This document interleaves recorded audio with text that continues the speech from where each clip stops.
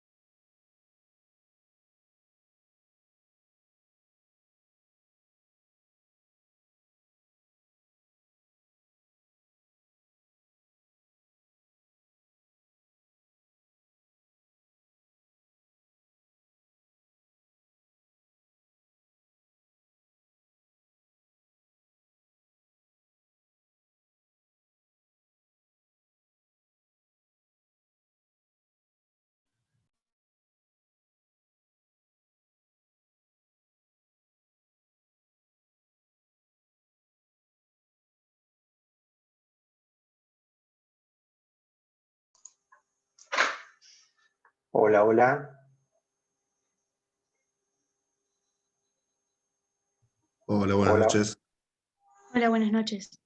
¿Qué tal? A ver, ¿cuántos somos? 15. Vamos a esperar un poquito más a ver si se suma alguien más. Y, y arrancamos. En el mientras tanto,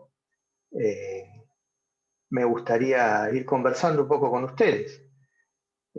No sé si alguien de los que están conectados es recursante o la cursó con nosotros en algún otro momento. ¿No? Nadie de los que están. Bueno, ¿se ve bien? ¿Se ve y se escucha bien? Porque estoy... Sí, perfecto. Ah, bueno. El año pasado prácticamente no hice Zoom, tenía problemas de conexión, cambié el equipo, me puse unos cositos y espero que eso esté un poco mejor. ¿Cómo la van llevando ustedes a la cuarentena? ¿Ya están haciendo vida normal o siguen encerrados? No, por lo menos yo estoy haciendo vida normal, pero me cuido mucho, si acaso. Claro, sí, sí, barbijo y alcohol Claro. y todo eso. 18. Bueno, sí, yo a ver, hoy es 22 de marzo. Desde el 19 de marzo que no voy a trabajar a mi lugar. Ahora, bueno, cuando se conecta alguno más ya me presento todo, pero hace un año que hago home office y todo el trabajo de docencia, bueno, estuve grabando clases y contestando dudas, consultas, etcétera. Fuimos a una sola mesa libre con Bien. con quien está a cargo de la comisión. Y bueno, cuando quise hacer un par de Zoom el año pasado, les decía, tuve un montón se bajaba el ancho de banda, era imposible. Así que lo que hice fue grabar una clase en YouTube y subirla al aula virtual. De hecho, espero que ya hayan ingresado al aula. Vi que algunos todavía no se habían conectado, espero que se conecten. Bueno, había una presentación, hay unos videos, igualmente lo voy a comentar ahora, unos videos de charlas del doctor Hutchinson, quien es el titular de la cátedra, o al menos hoy sigue como responsable de la cátedra, donde toca los temas. Y bueno, de hecho, su posición frente a los temas que vamos a ir viendo a lo largo del cuatrimestre, obviamente los tomamos en cuenta porque es el responsable de la cátedra. Yo tengo una pregunta con respecto a eso, perdón. Sí. No, está bien. Hay un trabajo práctico que hay que entregar el 31 de marzo. Y dice Sí. que hay que también ver y escuchar la clase, creo que la segunda clase del doctor Hutchinson.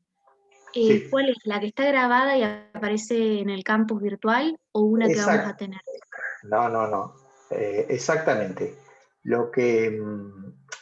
Hay dos trabajos prácticos para realizar. Uno ya está publicado, se les envió. El otro no sé bien si se disparó o no el envío, pero será para entrega posterior.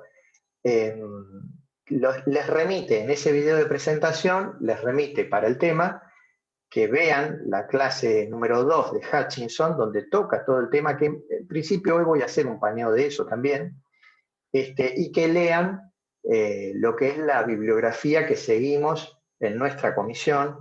Ustedes todavía, no sé si solamente tuvieron un encuentro con Leo Molina, ¿verdad? Con el doctor Molina.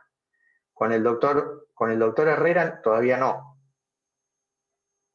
Bueno. El doctor Herrera es quien está a cargo de la comisión. Y después, bueno, somos colaboradores de él. En un caso estoy yo, mi nombre es Hugo López, bueno, figura ahí en la pantalla. Ya hace 10 años que estoy con él. También integra la comisión Osvaldo Saldarini. Y este cuatrimestre se incorporó Leo Molina,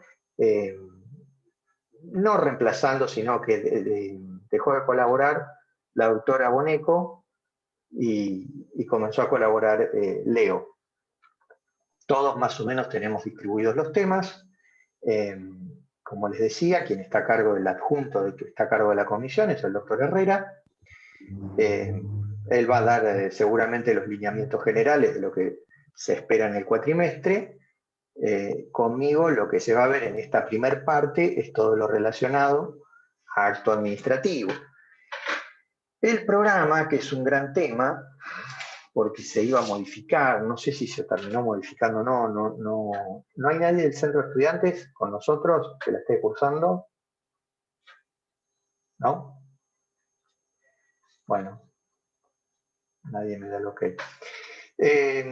Les decía, entonces yo tengo, a ver si se alcanza a ver este programa, no sé si es el mismo que tienen ustedes.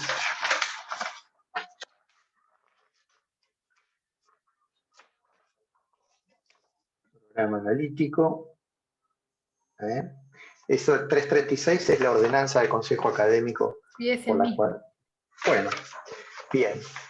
Entonces, conmigo lo que van a ver de ese programa son las unidades 8, 9, 10,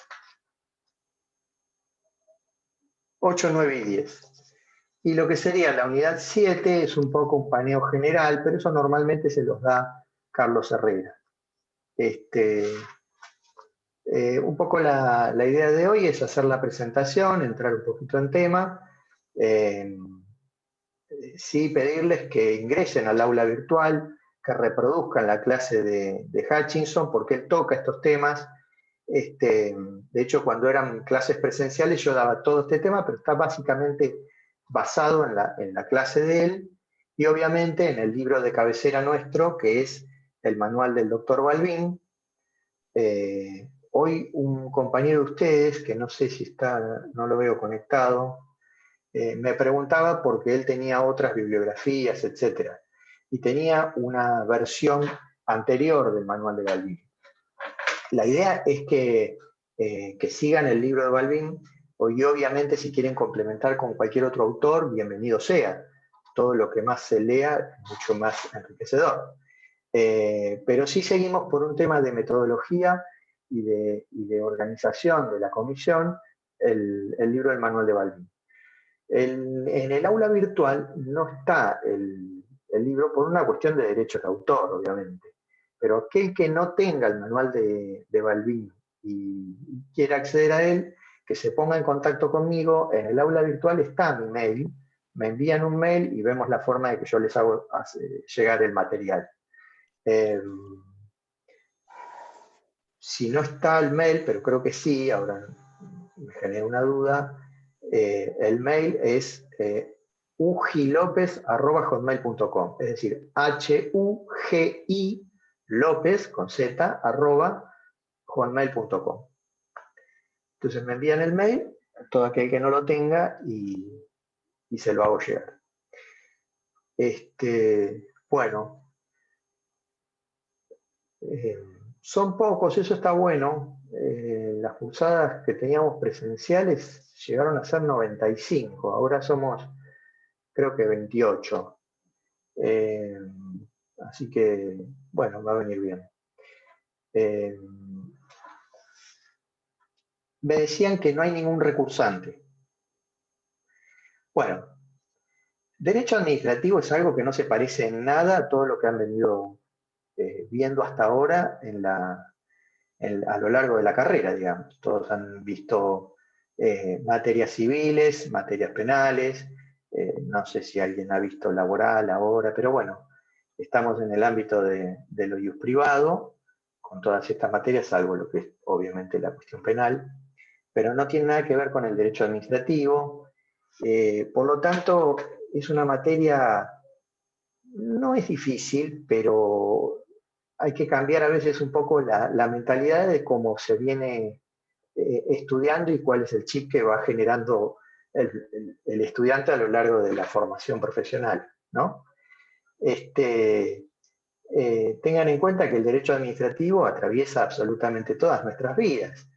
El doctor Hutchinson inclusive decía que es como una especie de derecho constitucional aplicado, digamos, ¿no? Y bueno, tengan en cuenta que todo, absolutamente todo, está trazado por el derecho administrativo.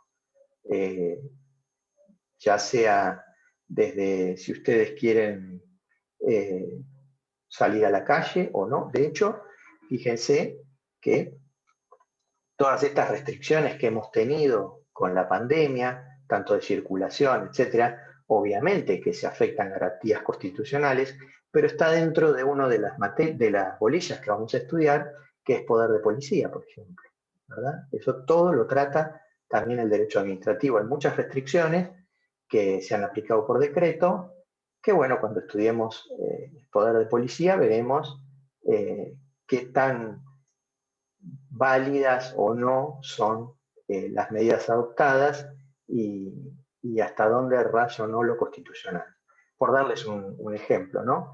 Pero bueno, la idea del cuatrimestre es que terminen sabiendo la materia y sabiendo cuáles son las formas en que la administración se expresa y cuál es la relación que tiene el Estado con los particulares y el Estado con sus subordinados, es decir, con los empleados, etc. Por eso vamos a ver desde las cuestiones que tienen que ver, como les decía, de la expresión por parte del Estado, ya sea a través de un acto administrativo, de un reglamento, de un contrato, del silencio administrativo, de los hechos administrativos o de las vías de hecho, se las nombré todas, pero todo esto después hay que desarrollarlo, Y bien, en función de toda esta expresión del Estado y su organización, cómo deriva en la relación de los particulares a través de un procedimiento administrativo, etcétera, y cuando se agotan estas posibilidades, cómo se hace para acceder a la justicia para reclamar al Estado. Así que esto va a ser un poco la idea. Hay algunas cosas un poco complejas porque la materia, bueno, tiene como correlativa contratos y no me acuerdo ahora si tienen alguna otra más, me parece que con contratos pueden hacer administrativo y nos vamos a encontrar con cuestiones de procesales, y quizás muchos de ustedes no tienen derecho procesal, sí obviamente deben tener elementos, pero derecho procesal no han tenido, o cuestiones cuando vemos todo el tema de empleo público, etcétera, que no han visto laboral tampoco. Por lo tanto, son cuestiones que quizás sea complejo amalgamar, pero lo vamos a intentar. Nuestra facultad recientemente modificó el plan de estudios y mantuvo la tesitura de tener un solo derecho administrativo. Otras facultades del país tienen dos derechos administrativos, uno de parte general y otro de parte especial, con lo cual se facilita un poco en cuanto a la carga de contenidos que se tienen que dar. Y segundo, estas otras cuestiones que yo les digo que, por ejemplo, en la segunda parte se puede ver proceso, procedimiento, etcétera, y quizás ya dieron derecho procesal y tienen una idea un poco más cabal de los temas que se abordan. Bueno, les decía, yo soy obviamente abogado, me recibí en esta facultad ya hace unos cuantos años. Trabajo como abogado asesor en la Dirección de Asuntos Jurídicos del INIDEP, que es el Instituto Nacional de Investigación y Desarrollo Pesquero. Es un organismo descentralizado de la Nación. Cuando veamos cómo se organiza el Estado, vamos a ver por un lado administración centralizada, por el otro lado organismos descentralizados, qué es lo que es administración central, administración descentralizada, administración desconcentrada. En este caso es un organismo descentralizado, es decir, creado por ley, se le asignan competencias especiales o particulares y tiene personería jurídica propia. Bueno, ahí lo que hacemos es, por un lado, defender al Estado en juicio y, por el otro lado, asesorar a la máxima autoridad sobre cuestiones jurídicas. Hay una parte que está dentro del procedimiento administrativo, que es esencial, que es la emisión de un dictamen jurídico, es decir, todo acto administrativo que ponga en jaque o que pudiese poner en jaque derechos o garantías de terceros, etc., debe tener como requisito esencial un dictamen jurídico. Bueno, esos dictámenes jurídicos los emitimos nosotros. Les decía que es una materia no compleja, pero difícil a veces de amalgamar por todo esto que veníamos hablando, y que además no tiene mucho que ver con todo lo que han venido viendo hasta ahora en la carrera. Les digo que no desaprovechen la oportunidad de estudiarla, de preguntar, de interiorizarse, porque quizás no sepan el día de mañana que no les queda tanto, prácticamente, no sé, 1 año y medio, 2 años, somos colegas. Así que muchos por ahí dicen, bueno, no, administrativo no, yo me voy a dedicar a familia, me voy a dedicar a derecho penal, a civil y comercial, etc. Bueno, yo me recibí y el día que me recibí y que cumplí años, me tomaron una entrevista y entré a trabajar donde estoy, hace ya unos cuantos años.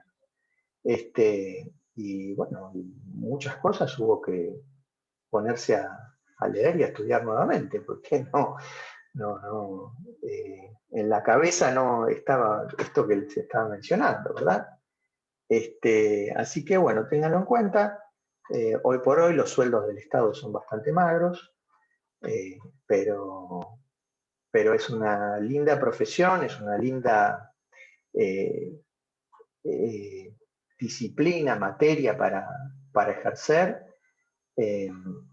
Y como dice el doctor Hutchinson, el derecho administrativo es el vino fino del derecho, digamos, ¿no?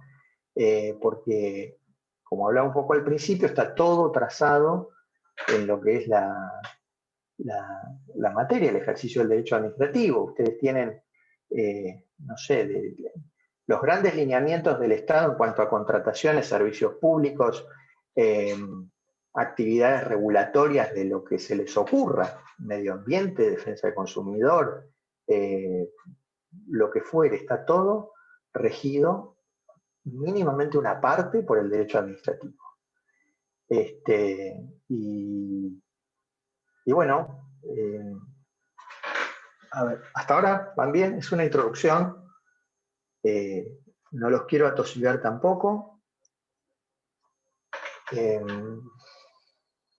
Bueno, somos 23, somos bastantes.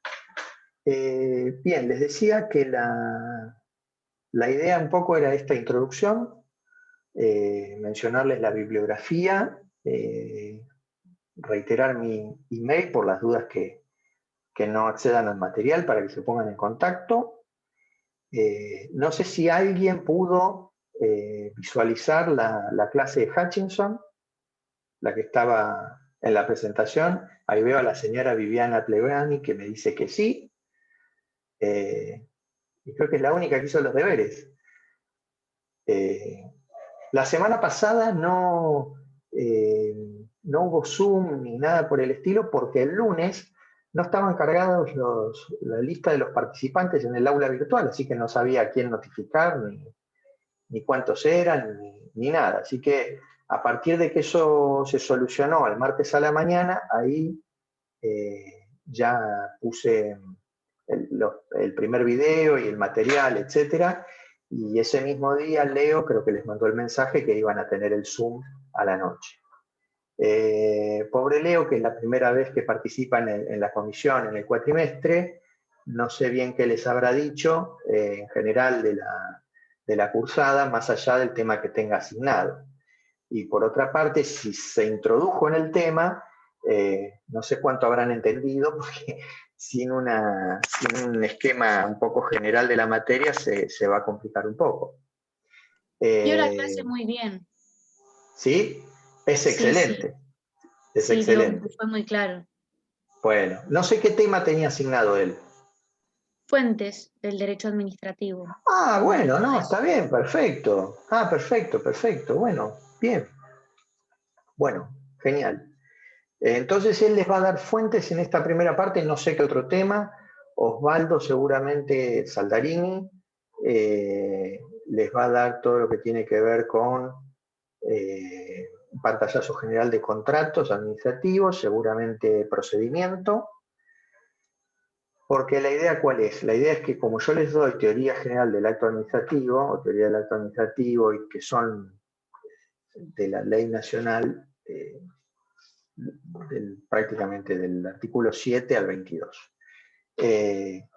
Luego verán procedimiento, y si se puede, que siempre es la idea, y nunca llegamos con los tiempos, que es lo que les decía, ir haciendo alguna práctica de cómo funciona un procedimiento administrativo y cómo llega a un posible juicio, a un proceso contencioso administrativo. Son dos cosas distintas. Por un lado estamos hablando de función administrativa, procedimiento administrativo en el ámbito de la administración pública. Por el otro lado, proceso contencioso administrativo. Cuando hablamos de proceso estamos hablando de poder judicial, de juicio. ¿Sí? Los procedimientos son necesarios para culminar en un acto administrativo. Hay procesos generales y procesos especiales. No me voy a meter en el tema de Osvaldo, pero la idea es un poco esa. Lo que vamos a ver nosotros en el régimen de actos administrativos es cómo se desenvolvería en un proceso general, es procedimiento general, y luego veremos algunos procedimientos especiales. ¿Qué es un procedimiento especial o cuál sería un procedimiento especial? Bueno, por ejemplo, procedimiento recursivo, es decir, si yo tengo que atacar un acto administrativo, impugnarlo, porque creo que es inválido o lo que fuere, lo voy a hacer a través de un procedimiento recursivo. Luego de agotado ese procedimiento recursivo, quizás se abra la vía contencioso administrativa. Y se van a ver después todas las cuestiones atinentes a si se abre o no, o por cuánto tiempo, ¿verdad? Bueno, a ver, ¿qué hora es? Bien. Un poco entrando en el tema, ¿tienen alguna duda? ¿Quieren preguntar algo? Sí, yo quería hacer una preguntita. Dime. ¿Cuáles son las diferencias entre la concepción del acto administrativo del doctor Huntington y del manual Hutchinson. Hutchinson? Es una patología neurológica la otra. Y el manual De Balbín. de Balbín. ¿Cuál es? Bueno, Yo leí algo, pero no pude encontrar las diferencias todavía. Bueno, a ver, si yo se los contesto, les estoy haciendo gran parte del trabajo práctico. Por lo tanto, es un poco... No, una guía. No es algo taxativo, una guía orientadora. En realidad no hay mucho más, porque el trabajo es sencillo. Si escuchan y ven la clase de Hutchinson y luego leen el capítulo de Balbín, que en el manual, por lo menos en la edición del 2015, arranca en la página 333, y lo leen, ahí se van a dar cuenta. Ustedes tengan en cuenta algo, les voy a decir por las dudas. Porque la idea es precisamente el trabajo práctico para que vean la clase y por otro lado lean el manual. Entonces de esa manera van haciendo las cosas. Y que tengan capacidad crítica, porque quizás no hay tantas diferencias. Entonces me van a decir, bueno, no hay diferencias o no hay diferencias sustanciales. Tiene mucho que ver, no tanto en cuanto al concepto de acto administrativo, sino en cómo encaran cada uno de ellos el tema de los elementos del acto administrativo. ¿Sí? Y eso es un poquitito, yo no voy a hacer muy extensa la clase, más que nada esta es la primera intervención y decirles por dónde tenían que navegar para el tema y para precisamente hacer el trabajo práctico. Pero tiene que ver un poco con eso, ¿no? Si hay diferencias o no en la manera en que ellos entienden la composición de lo que es el acto administrativo, ¿sí? ¿Hay alguna diferencia? Alguno habla de requisitos, de elementos, básicamente eso es un poco lo mismo. Y después el tema de presupuestos o no. Pero bueno, a ver.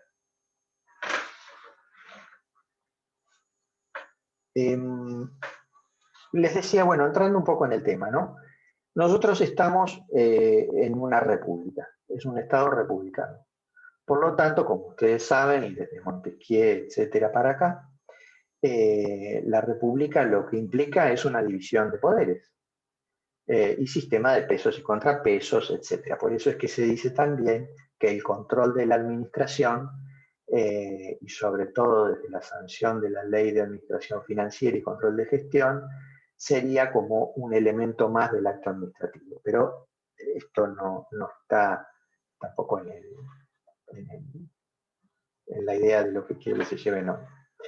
Pero bien, si hablamos de división de poderes, en la República tenemos 3, aunque el Ministerio Público ahora sería un cuarto, pero estamos hablando de poder ejecutivo, poder judicial y poder legislativo.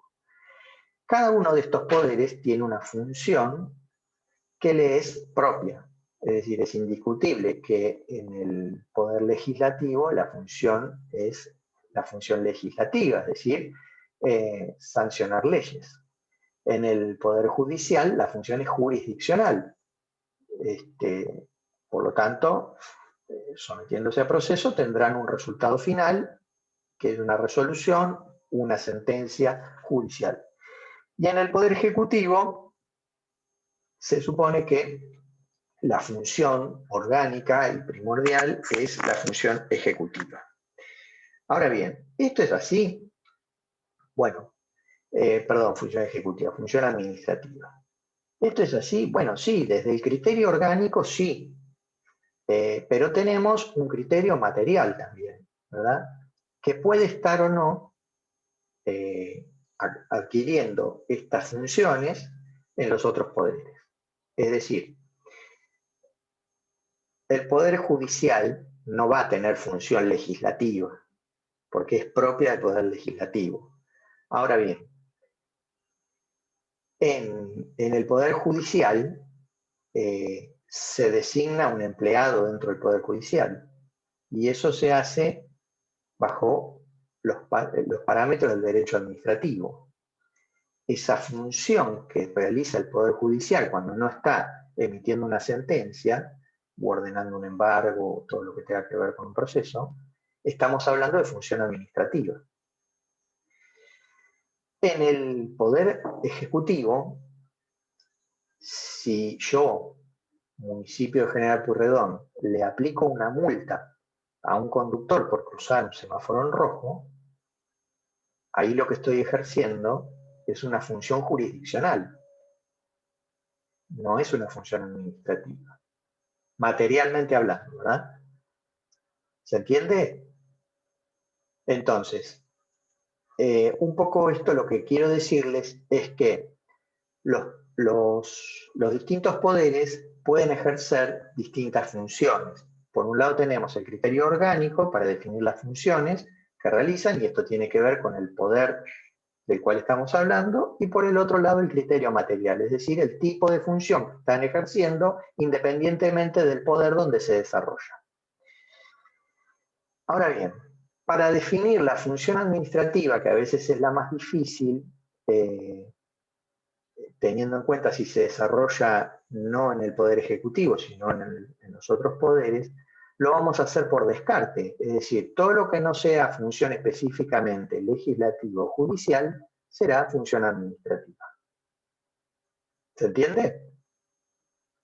Esto que les estoy mencionando de la función administrativa, etcétera, lo van a ver más en desarrollo con el doctor Herrera, pero me sirve un poco de introducción porque en el concepto de acto administrativo yo les tengo que hablar de función administrativa y ustedes deben entenderlo. Como les decía, bueno, yo les voy a hablar de la teoría del acto administrativo, todo lo que tiene que ver con su composición, su régimen de invalidez, sus caracteres, etc. El derecho administrativo es un derecho eminentemente local. ¿Qué significa esto? Que todas las administraciones tienen su propio derecho administrativo, ¿sí? Su propio ordenamiento jurídico administrativo. Por lo tanto, la Ley de Procedimientos Administrativos Nacional, que es la Ley 19.549, con sus modificatorios, y su decreto reglamentario, porque ustedes saben que las leyes tienen que ser reglamentadas. Bueno, su decreto reglamentario, que es el decreto 1759 del año 72, con distintas reformas y actualizaciones. La última fue del año 2017, donde incorpora toda una serie de cuestiones atinentes a los trámites digitales. Hoy por hoy el sistema de seguimiento de expedientes y de generación de trámites es todo digital en el ámbito nacional. Pero bueno, volviendo al tema de que es algo eminentemente local. Esto lo que rige es el poder ejecutivo nacional. Cada provincia, ¿sí? Estamos hablando de un país federal, es decir que tenemos 23 provincias, cada provincia tiene su régimen administrativo particular. En cuanto a los principios, se aplica para todos, etc. Pero las particularidades tienen que ver con las características de cada una de estas jurisdicciones.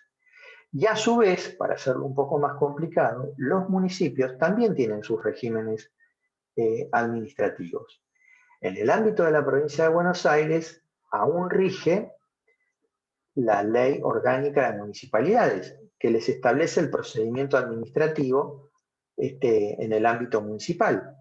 Pero la sanción de la Constitución del año 94, que le otorga autonomía a los municipios, también les da la potestad de regirse y organizarse en cuanto a su sistema administrativo. Algunas provincias ya tienen esto, creo que el caso es Córdoba, por ejemplo, y bueno, hay otras más, pero quería plantearles esta distinción. Entonces, a esto voy en cuanto a la legislación local y eminentemente local. Nosotros nos vamos a guiar un poco por la legislación nacional y cuando lo considere necesario, de acuerdo a las consultas, etcétera, iremos viendo el régimen provincial, porque imagínense ir desmenuzando cada uno de los temas del programa en el ámbito provincial y municipal, se va haciendo muy largo y no llegamos con los temas. Pero bueno, lo vamos a ir viendo. De hecho, el segundo trabajo práctico, que tiene una fecha de entrega muy posterior, es encontrar algunas diferencias en el ámbito nacional y provincial. Bien. Entonces, les decía esto del derecho administrativo, que es eminentemente local, y este es el primero. ¿Qué se entiende por acto administrativo? Balbín, como decía la señora recién, que lo leyó, da un concepto y dice: el acto administrativo es una declaración unilateral de alcance particular dictado por el Estado en ejercicio de funciones administrativas, acá viene el tema de función administrativa, que produce efectos jurídicos directos e inmediatos respecto de terceros. El acto administrativo es una declaración unilateral de alcance particular dictado por el Estado en ejercicio de funciones administrativas que produce efectos jurídicos directos e inmediatos respecto de terceros. Entonces, de aquí, como primera medida, ¿qué tenemos? Lo que estamos hablando es que es una de las formas de expresión del Estado. Yo al principio de la charla les había mencionado las distintas formas de expresión del Estado. Una de ellas es el acto administrativo, otra es el hecho administrativo. A veces un acto administrativo o un hecho administrativo está precedido de un acto administrativo, a veces no. Un hecho administrativo es un comportamiento material del Estado, ¿sí? Legítimo. Pero no necesariamente está expresado en una declaración, en un papel, con una forma determinada. Y eso es una de las cuestiones que hace la diferencia entre acto y hecho, por ejemplo. ¿Y por qué hablamos de declaración y no de otro tipo de expresión? Porque el acto puede estar declarado, ¿sí? Puede ser válido, pero no es conocido por nadie. Es decir, no fue notificado. Entonces es plenamente válido, es plenamente existente, pero no tiene eficacia. Por eso hablamos de declaración. Yo puedo, no a esta altura del cuatrimestre, pero vamos a suponer en julio, emitir un acto administrativo, que es el acta, firmarla, en el cual les pongo las notas a todos ustedes de la cursada, y entonces yo ya lo declaré con la formalidad que me pide la normativa para este sistema que tenemos. Es perfectamente válido y sin embargo no lo manifesté, no se lo comuniqué a nadie. Entonces, por eso hablamos de declaración y no de manifestación unilateral del Estado. ¿Por qué es unilateral? Porque yo como Estado no necesito del particular o de otro para emitir o declarar mi voluntad. Esto lo va a diferenciar de un contrato, por ejemplo. El contrato ya no es unilateral, es bilateral, aunque sea un contrato por adhesión. ¿Sí? Por lo tanto, es una de las diferencias. Es decir, yo declaro por el solo hecho de ser el Estado. sobre un tema particular. Puede ser, declaro feriado el 10, creo que es el 10 de febrero por Mar del Plata y dar asueto a la administración pública, etcétera. No es un acto bilateral, lo hago yo, Estado, yo, intendente, con un decreto municipal. Bien. Hay algunos actos que pueden requerir la aceptación o no de un particular, pero eso no convierte el acto en bilateral. Por ejemplo, si yo otorgo un permiso de explotación de un carro pochoclero en Peatonal San Martín y Mitre frente a la iglesia, ese permiso que yo otorgo, ¿sí?, va a requerir la aceptación de quien es el dueño del carro o quien va a adquirir la explotación de ese carro pochoclero, pero no es un acto bilateral, ¿sí? Como es un contrato. Yo llamo a licitación para adquirir bombillas de luz para las luminarias, el alumbrado público de la ciudad de Mar del Plata.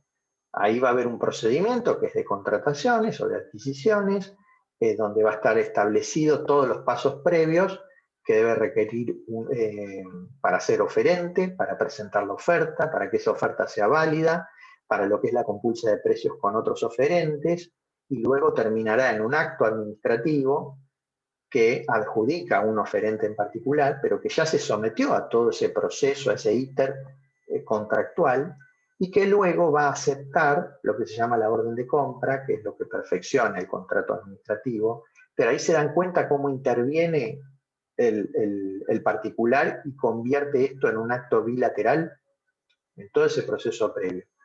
Por eso es que hacemos la distinción de lo que es un acto unilateral, una declaración unilateral de voluntad por parte del Estado, de lo que puede ser algo bilateral.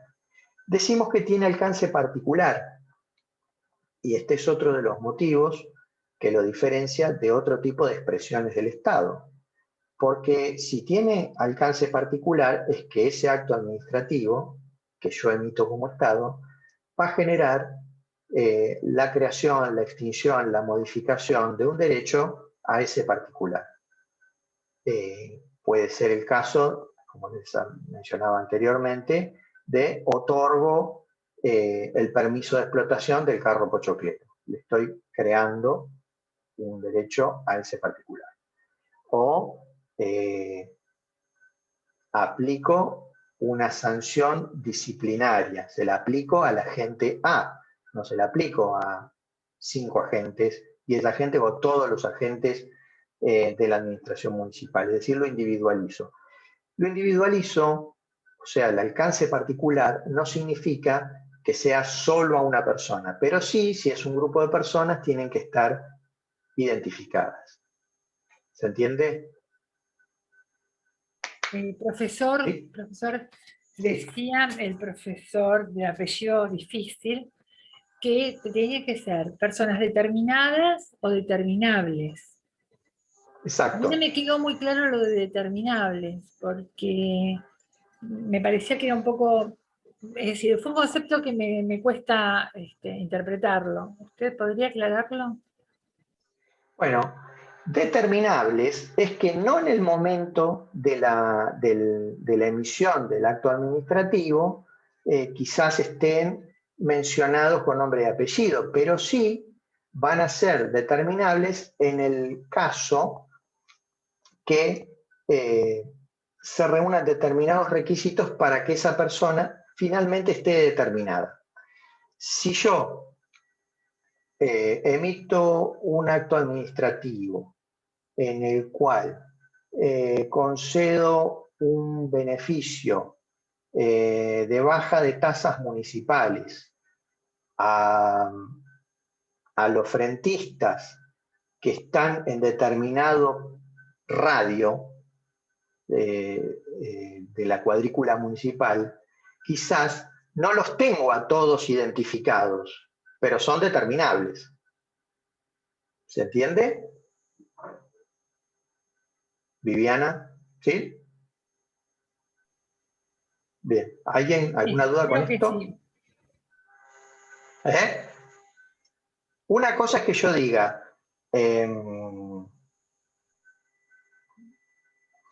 a ver, Sí, en el caso, perdón, en el caso del pochoclero está perfectamente identificado a quién va dirigido el sí, acto. En el otro caso son determinables porque va dirigido a un grupo de personas que no están determinadas desde el origen con nombre y apellido, van a ser determinadas por la resolución misma.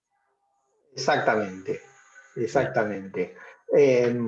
O bien puede ser si yo, vamos a suponer, no quiero poner ejemplos para no marearlos, o sea, ejemplos muy enroscados, pero a ver,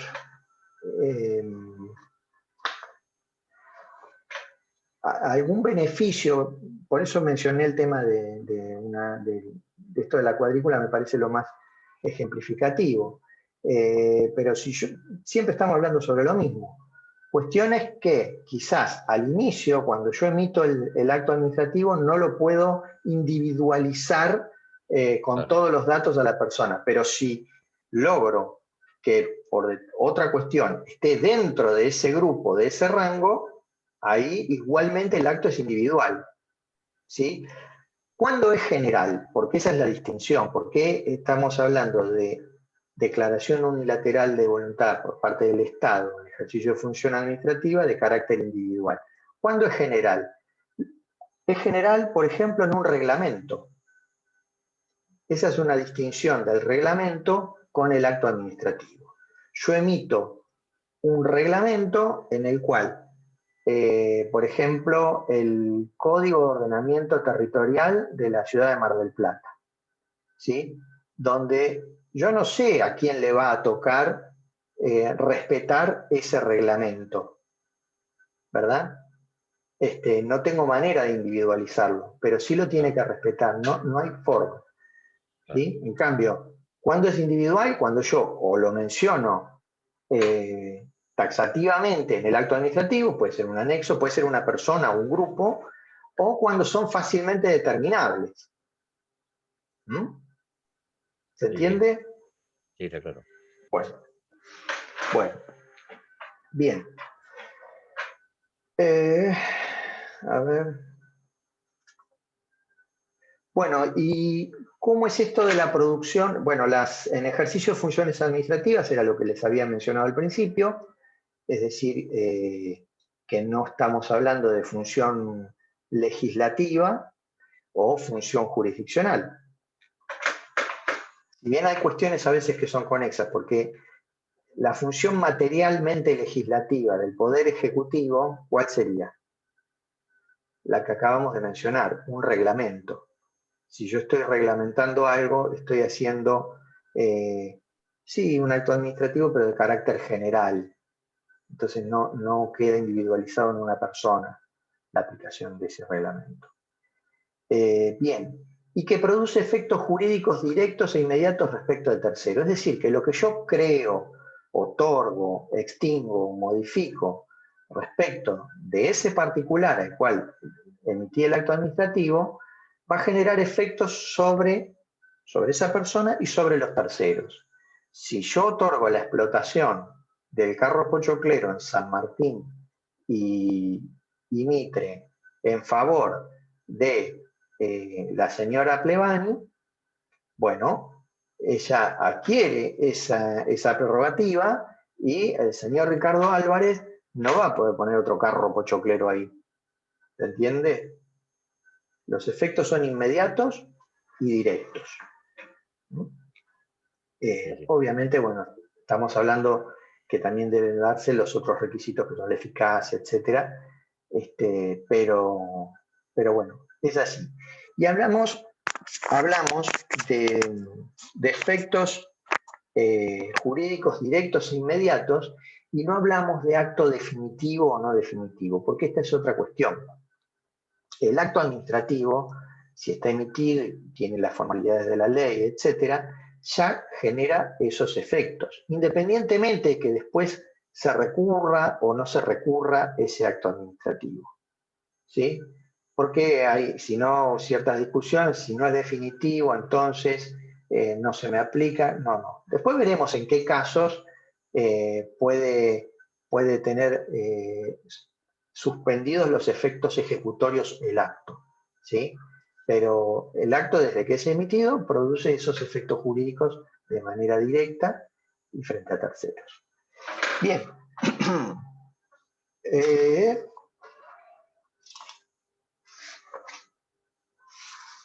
Bueno, entrando un poquito de lleno, ¿qué hora es? Las 9. Entrando un poquito de lleno al acto administrativo, ahí un poco desmenuzamos el concepto de acto administrativo, lo que es la definición de Balbín. Cuando hablamos de elementos del acto administrativo, acá hay algunas distinciones. Hutchinson habla más de requisitos y lo divide en 3 grupos de requisitos: requisitos esenciales o de validez, que si no están, no están presentes o tienen algún vicio, van a atacar a la validez del acto.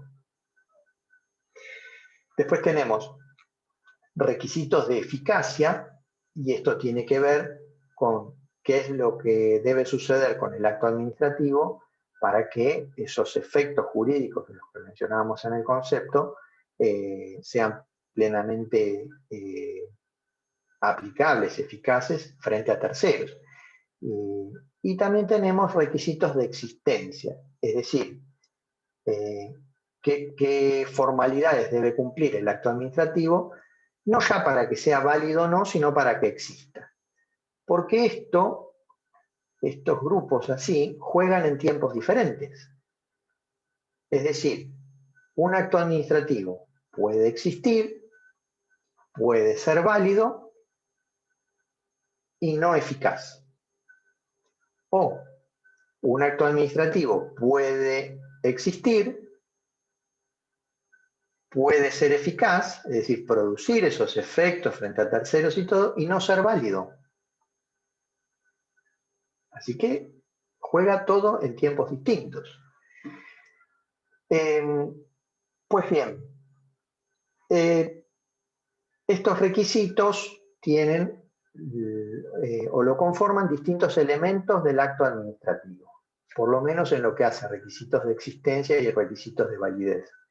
Lo que tiene que ver con requisitos de eficacia ya no tendría que ver con una cuestión de elemento del acto administrativo, sino en cuanto a una formalidad que debe ocurrir, como es la notificación. Bien, en cuanto a los esenciales, son los que están mencionados en el artículo 7 de la Ley de Procedimiento Administrativo 19.549. Y acá algunos lo diferencian en cuanto a requisitos esenciales de fondo y de forma.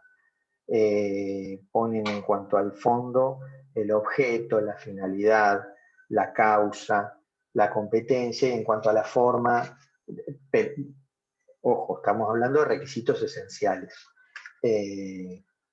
La motivación, el procedimiento, etc.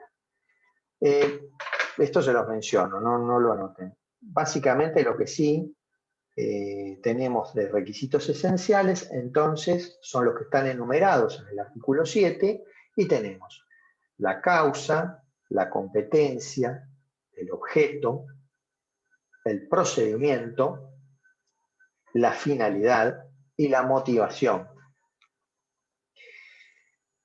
Hutchinson menciona que más que elementos, algunos son presupuestos. ¿Por qué? Porque deben ser anteriores a la emisión del acto y no concomitantes. Entre ellos menciona al procedimiento, que obviamente debe estar escrito antes de la emisión del acto administrativo, la causa, que siempre es anterior a la emisión del acto administrativo, y pone como concomitantes al objeto, perdón, al objeto, a la finalidad, también pone la competencia, no sé si lo mencioné, como previa también al acto. Bien, Balbín habla siempre de elementos y en realidad no hay distinción entre una y otra. Sí los debe tener. En cuanto a los requisitos de existencia, tenemos a la forma del acto administrativo, que es la que está prevista en el artículo 8 de la Ley de Procedimientos Administrativos.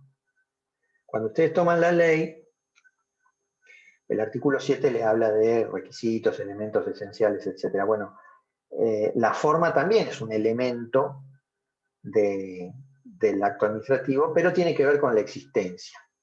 Es decir, si el acto administrativo no tiene la forma prevista en la normativa, no existe. Yo puedo tener un decreto muy lindo que diga decreto del Poder Ejecutivo Nacional, la fecha, el lugar donde se firma, que hoy por hoy con la firma digital puede firmarlo en otro lado, pero bueno, vamos a suponer Buenos Aires, 23 de marzo del 2021, y establece ese decreto que todos los estudiantes de la Comisión 4 de Derecho Administrativo tienen libertad de tránsito en todo el territorio de la República Argentina y habilitación para salir del país sin test, sin nada. Pero no lo firmó el presidente. Y si no lo firmó el presidente, ese decreto no existe. Porque uno de los requisitos de la forma de los actos administrativos es la firma del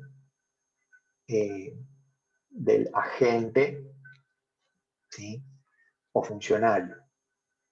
Después podemos ver si quien firma ese decreto tenía la competencia o no para firmar ese decreto. Y ahí lo que estamos hablando es de un requisito de validez, ¿sí?, esencial del acto administrativo, que es la competencia. Vamos a ver si quien firma el decreto tenía la competencia o no para firmarlo, o si podía firmar ese tipo de decretos, o si estaba en el tiempo, porque por ahí Macri firma el decreto el 12 de diciembre del año 2019, y ya por el tiempo no era más presidente. Entonces, estaba viciada la competencia. ¿Comprenden cómo funciona el juego este de la validez de los elementos o la forma de los actos administrativos? Sí, ¿alguien quería preguntar algo? Escucho un sueño. Bueno, si vamos a lo que dice la ley dice, el acto debe ser dictado por órgano competente. Y punto. Bueno, es el elemento subjetivo del acto. Bien, nosotros tenemos, ustedes ya lo han visto esto en elementos, y seguramente, bueno, aquellos que lo vieron en el procesal, etc. La competencia la tenemos en razón del territorio, del tiempo, de la materia o del grado. Es improrrogable. Por lo tanto, si está afectada alguno de estos particularidades de la competencia, el acto será nulo. Salvo, hay una salvedad que la levanta la legislación y que tiene que ver con incompetencia en razón del grado. ¿Qué es esto de la incompetencia en razón del grado? Tiene que ver con la jerarquía de los funcionarios, ¿sí? Y esto es salvable. Tiene que estar previamente establecido en la normativa, pero es salvable.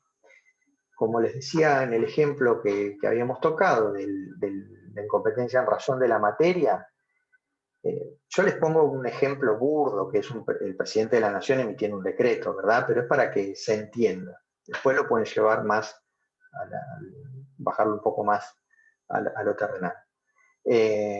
Ustedes saben bien que los decretos de necesidad de urgencia que firma el presidente tiene 4 materias vedadas. Una de ellas es la materia penal. Por lo tanto, no podría emitir un decreto sobre esta materia. Si lo hiciera, ese decreto es nulo, ¿verdad? Bien, en cuanto al territorio, si yo soy gobernador de la provincia de Buenos Aires, puedo emitir un decreto que regule actividades, etcétera, en el ámbito de la provincia de Buenos Aires, pero no lo puedo hacer para que regule un ámbito territorial diferente. Y en cuanto al tiempo, bueno, era un poco el ejemplo que les ponía hoy, si el funcionario que firma en definitiva está fuera del tiempo en el cual tenía la competencia para ejercerla y emitir ese tipo de actos administrativos. En cuanto al grado, ahí sí, siempre y cuando la delegación o la avocación esté prevista. No se delega la competencia desde el punto de vista de la titularidad. Lo que se delega es el ejercicio de esa competencia, pero no la titularidad. A ver, si yo soy la máxima autoridad del INIDEP, que se llama director, y soy el que emite los actos administrativos, y resulta que tenía que viajar a Japón a celebrar un convenio con la autoridad japonesa en materia de pesquerías y de investigación de pesquerías, etc. Bueno, no voy yo, no puedo ir. Y va un director de menor rango, el director nacional de investigaciones, que está, no es un funcionario político, pero tiene menor rango que la máxima autoridad del organismo. Bueno, resulta que viaja a Japón y termina firmando el acuerdo. Él no tiene, en principio, la competencia para firmar ese tipo de acuerdos, ¿sí? Ahora bien, yo como director, como máxima autoridad del organismo, puedo emitir un acto administrativo luego, ¿sí? Mejor dicho, luego, antes de que viaje, delegando en él la competencia, la facultad, para en nombre del INIDEP, firmar ese acuerdo con, en este caso, una autoridad, un organismo similar de otro país. ¿Sí? Les pongo este ejemplo de un acuerdo. Un mandato de derecho público. Un mandato de derecho público, no sé si. Un mandato en el ámbito del derecho público. Sí, sí, sí, pero lo pongo esto como si fuera mandato, pero en realidad, para que ustedes entiendan, no necesariamente tiene que ser una...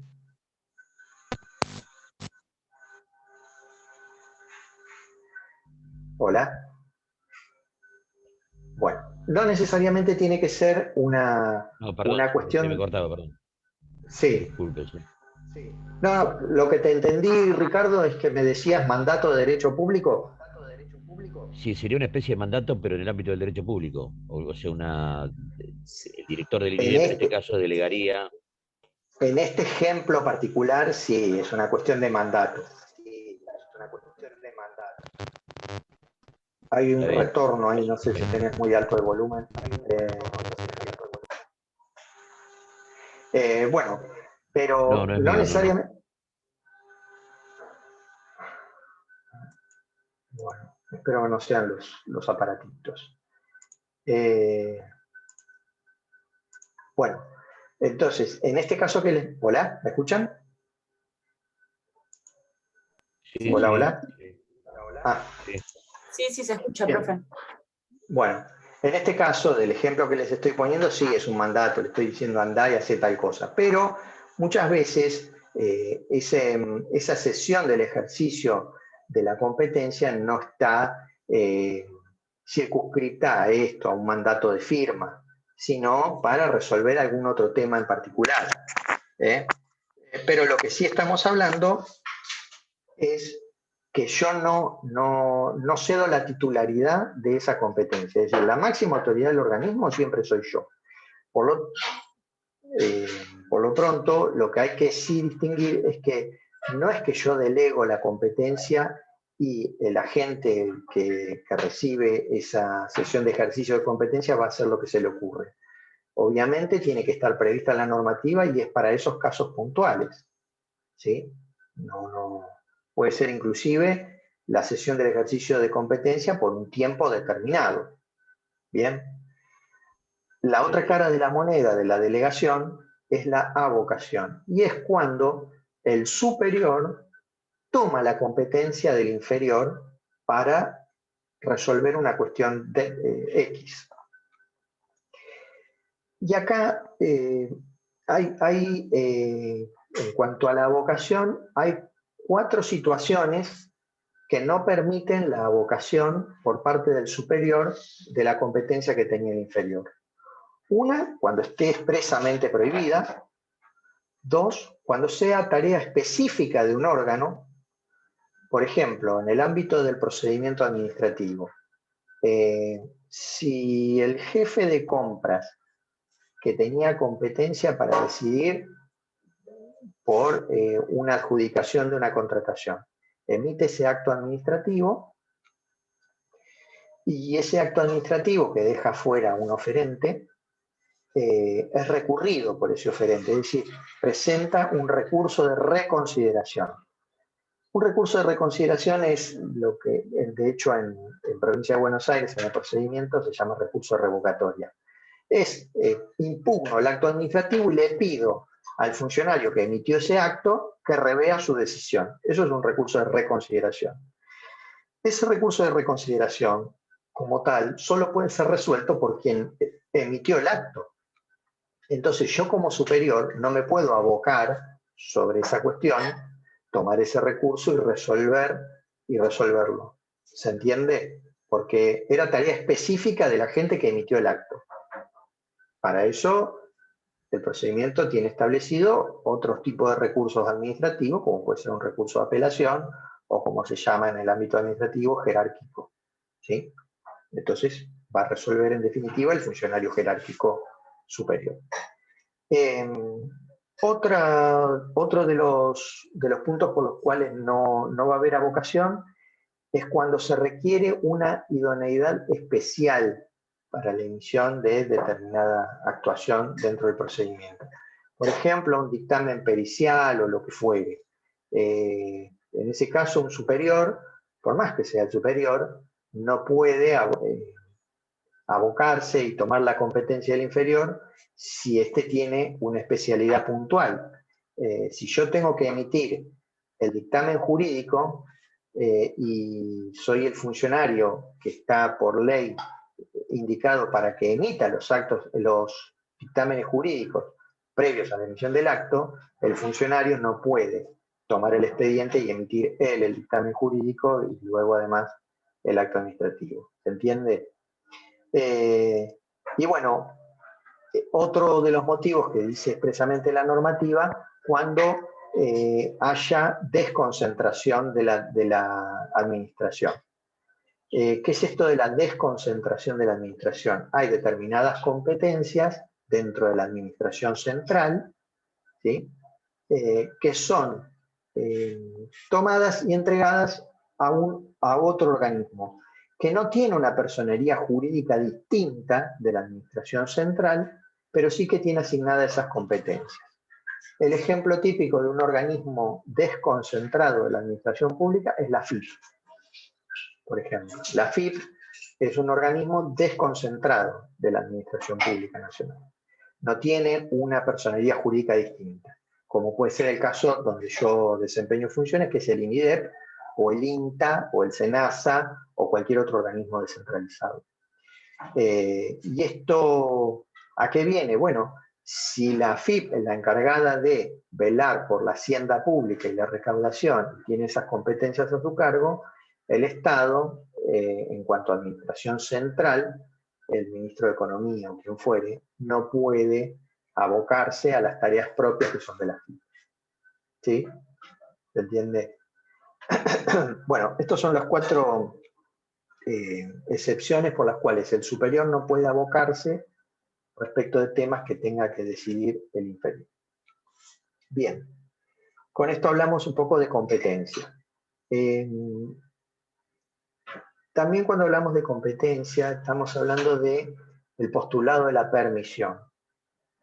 ¿Qué tiene que ver esto del postulado de la permisión? Ustedes saben que en el ámbito del derecho privado, los particulares, de hecho lo dice la Constitución, pueden hacer todo lo que no esté prohibido.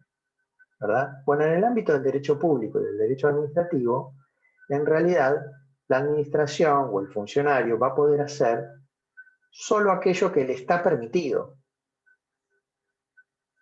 Solo aquello que le está permitido.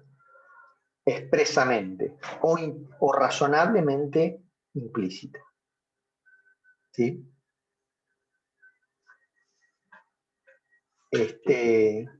Bien. Por lo tanto, hay una diferencia sustancial y esto marca un poco cuando queremos analizar el día de mañana, ustedes como abogados, cuando le vayan con un caso, si el ejercicio de la competencia del funcionario estaba expresamente previsto en la normativa, lo que en definitiva reflejó en su acto administrativo, o fue un poco más allá.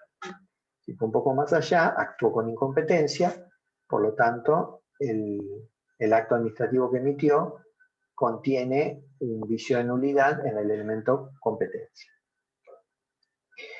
Bueno, luego tenemos la causa. A diferencia de lo que se ve en el ámbito del derecho privado, acá no diferencia causa-fuente, causa-fin. Siempre hablamos de causa, causa-fuente. Es el porqué del acto administrativo. El acto debe sustentarse en antecedentes de hecho y de derecho que le sirvan de causa. Y debe estar sí o sí explicitada, manifestada, blanqueada en el cuerpo del acto administrativo.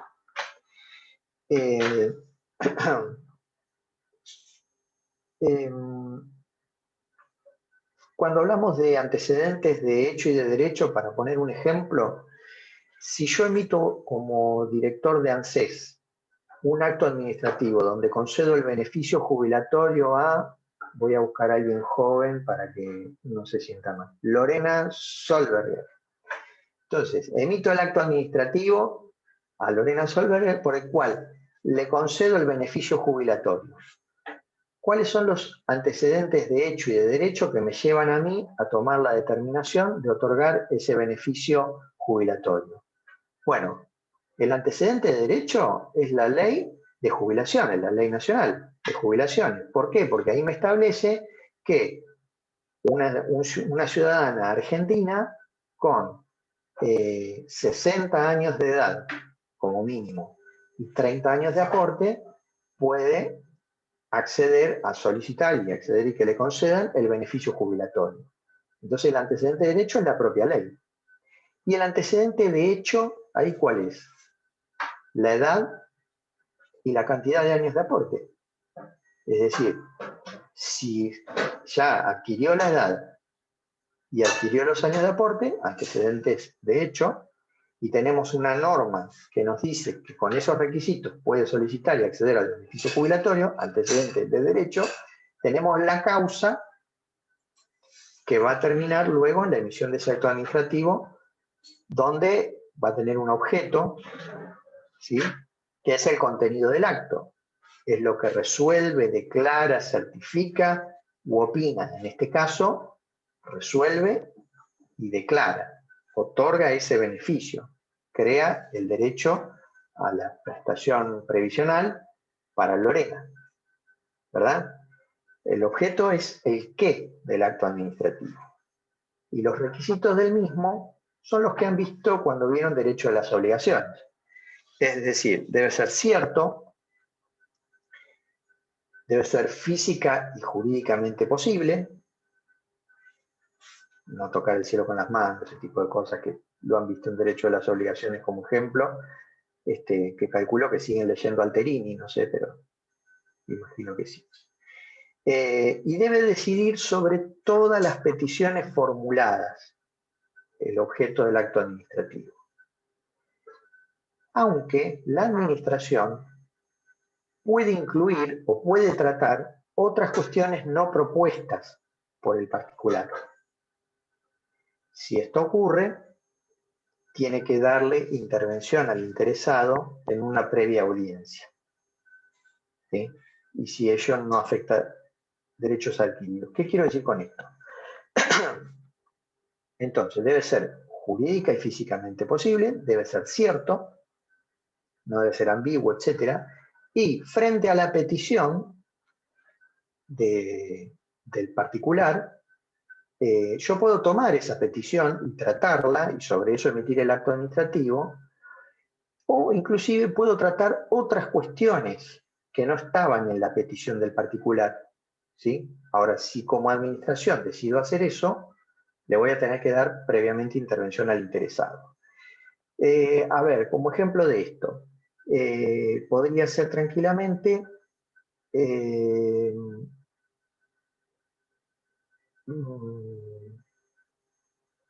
vamos a suponer que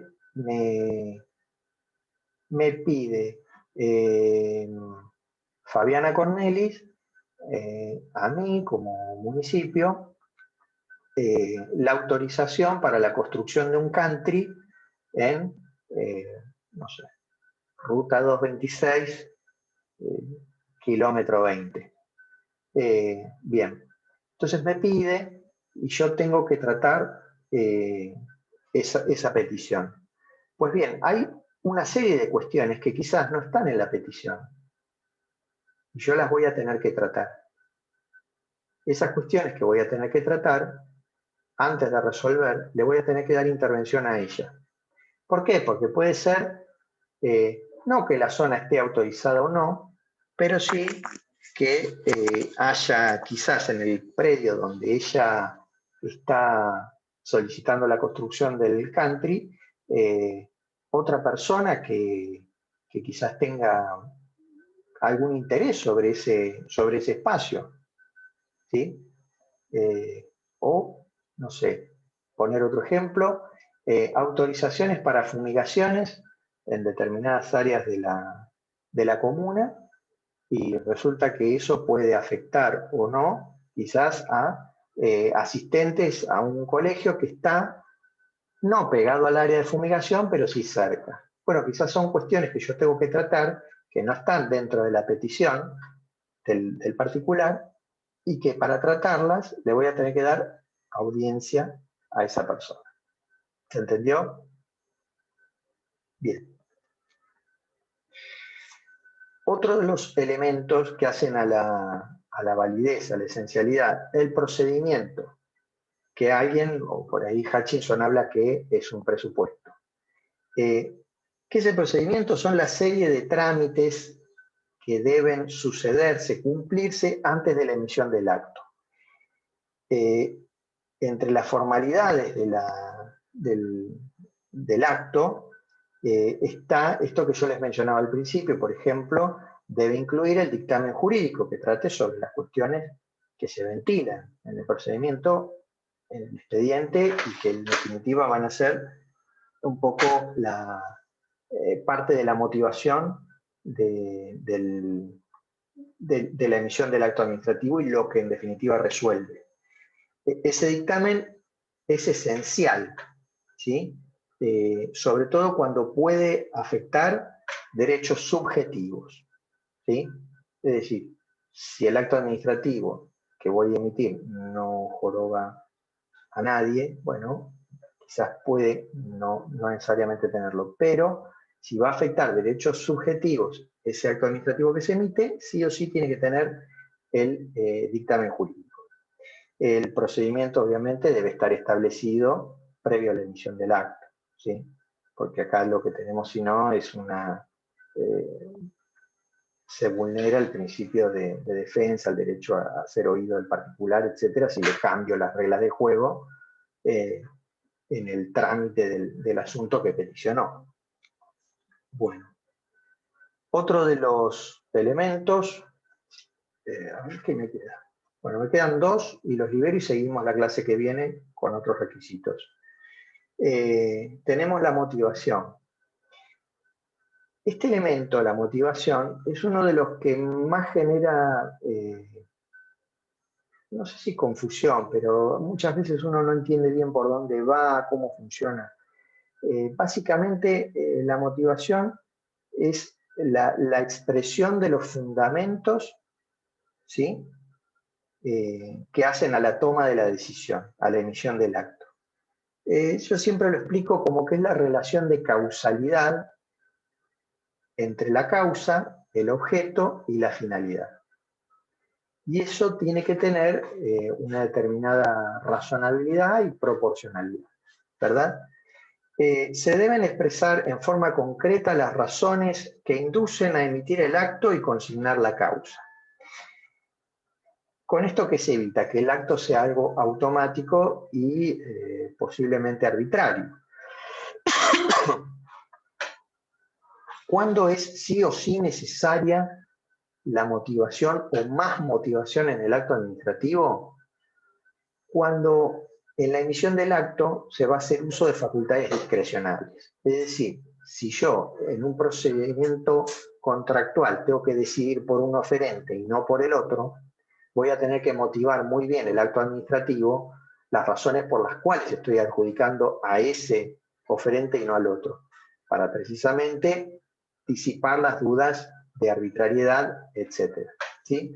Que quizás inclusive esa adjudicación no es la más económica. Muchas veces en la administración pública el criterio de adjudicación no se da por la oferta más económica, sino por la más conveniente. Y la más conveniente tiene incorporadas otras cuestiones que no tienen que ver con el precio, sino con la calidad, con la posibilidad técnica del oferente de hacer frente a la demanda que le está requiriendo el Estado, porque a veces los volúmenes de compra son importantes, por una serie de cuestiones. Bueno, todo eso debe estar reflejado en la motivación del acto administrativo. Hay actos administrativos que por ahí son emitidos sin discrecionalidad, porque no tiene discrecionalidad el acto administrativo, es lo que se llama el acto administrativo reglado. Es decir, en este caso, la normativa establece una serie de pasos que automáticamente, una vez que se dan, se emite el acto y no tengo por qué expresar las razones de ello. Es decir, simplemente con la enunciación de la causa puedo emitir el acto. No sé, a ver, la licencia de conducir. Si yo, cuando tengo el expediente administrativo sobre la licencia de conducir de Agustina Arostica, que es una de nuestras compañeras, está dentro del cuerpo del expediente la fotocopia de su DNI que me indica que es mayor de 18 años. El informe de la prueba práctica donde está firmada por el funcionario que dice que, bueno, que manejó bien, que no tiró ningún conito, que está todo perfecto. Y el informe de la prueba teórica, que me dice que lo aprobó, a mí como funcionario con competencia para emitir la licencia de conducir, no me queda mucho más que solamente mencionar los pasos de estos antecedentes de hecho y otorgar la licencia, ¿sí?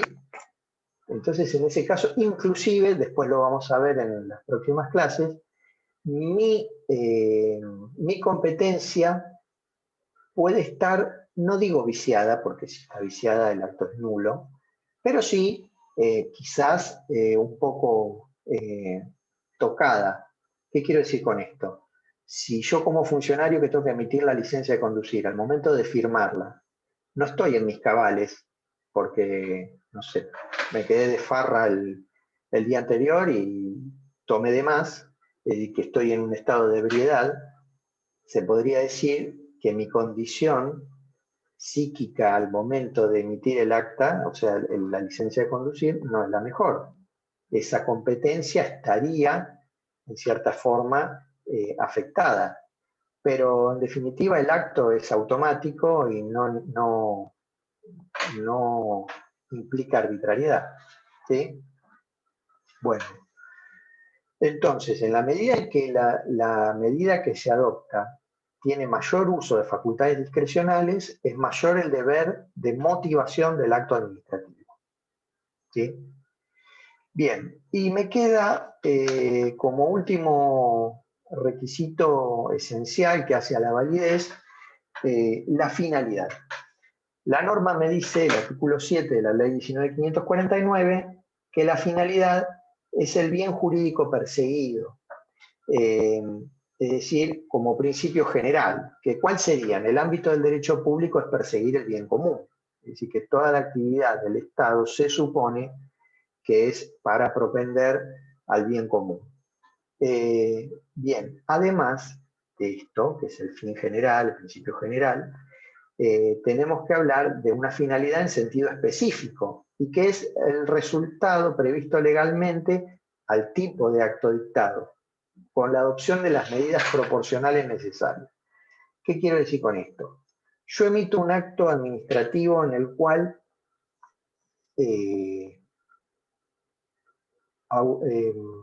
autorizo y dispongo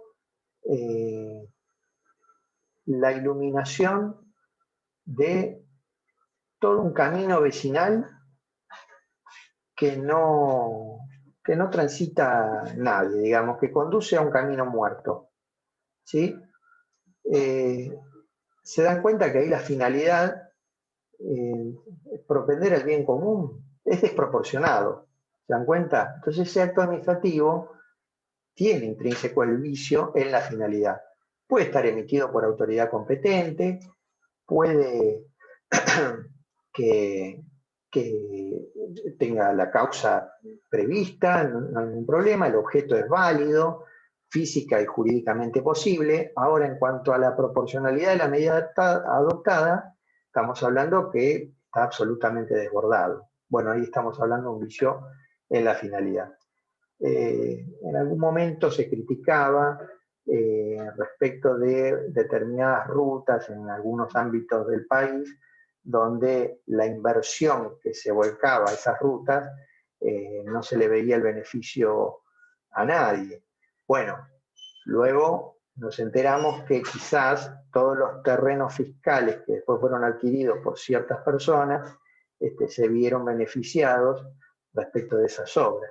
Por lo tanto, ahí hay que ver en la finalidad, si la medida era proporcional, cuál era la finalidad del funcionario al firmar la autorización de ese tipo de obras. Bueno, con esto lo que vimos hasta ahora, ya están con ganas de cortar, es una breve introducción, lo que esperamos del cuatrimestre. Ingresamos ya al tema de acto administrativo, su concepto, los elementos esenciales que hacen a la validez. Nos falta ver requisitos de existencia y de eficacia, que lo veremos en la clase que sigue.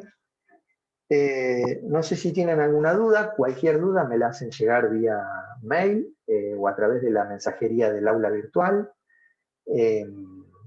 Aquellos que no tengan el material de Balbín, escríbanme el mail, me lo solicitan y yo se los hago llegar.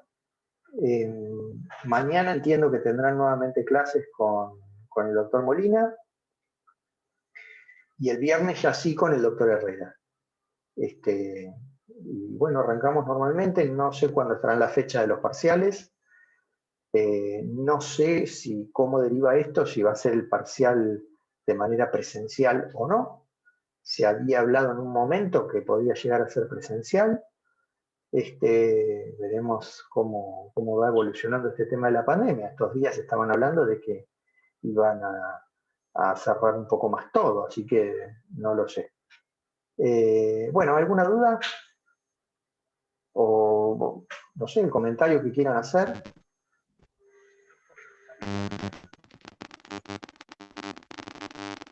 No, muy claro. Y muchos ejemplos. Está bueno eso para poder comprender mejor.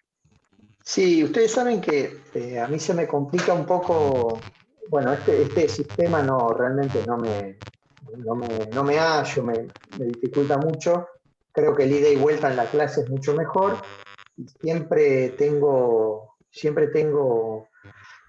previsto, más allá de estos, si lo podés poner en mute, Ricardo Álvarez, porque hay mucha distorsión. Siempre tengo previsto hacer ejercicios prácticos con actos administrativos para diferenciar los distintos elementos, y ahí se genera una ida y vuelta, y un poco lo que intento es lograr una mayor comprensión de de qué es esto de acto administrativo, etcétera, ¿no? Que por ahí uno lo habla y no se alcanza a comprender bien ni lo que es, ni cómo funciona, ni cuáles son los efectos sobre la ciudadanía, etcétera. Pero bueno, no podemos, así que vamos haciendo camino al andar. Bueno, no los quiero entretener más, ya vayan a cenar y a descansar, que ha sido un día largo. Me olvidé decirles, soy hincha Independiente, y cuando pierde tengo mucho menos onda. Somos dos. Hincha Independiente. Bueno, viste, Ricardo, ¿En serio? perdí Independiente y hoy te funciona mal el audio. Bueno, Sí, debe haber alguno de la conexión de alguno. bueno. Nada, espero que en el transcurso del cuatrimestre nos vayamos conociendo un poco más. Ojalá estemos todos vacunados y podamos tener un mejor final de cuatrimestre, inclusive cerrar el cuatrimestre y la pandemia con algún encuentro en el cual no tengamos que tomar mate o agua y podamos hablar un poco más de la vida. Bueno, les agradezco este primer encuentro. Nos vemos el lunes que viene, tecnología mediante, etcétera. Estamos en contacto. Gracias. Chao, gracias. Adiós. Gracias, profesor.